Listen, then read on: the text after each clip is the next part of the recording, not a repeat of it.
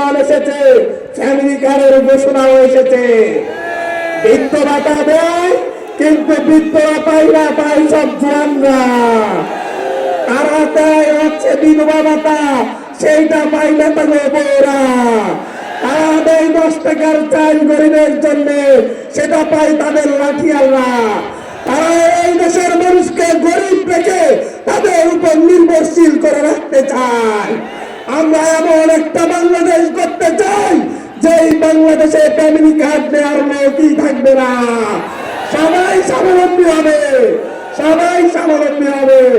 আমাদের আমিরে জামাত ঘোষণা দিয়েছেন যে আমরা সকলকে স্বাবলম্বী করে তুলবো, যাতে ফ্যামিলি কার্ড নেওয়ার লোক না থাকে। আমরা আজকে এই নোয়াখালীতে কয়েকদিন আগে দেখেছেন একজন নারীকে হেনস্থা করা হয়েছে রাজনীতি কেন করে, দেখেছেন কিনা? এই নারী বিদ্বেষীদের বিরুদ্ধে নোয়াখালীর মানুষকে ঐক্যবদ্ধ হতে হবে।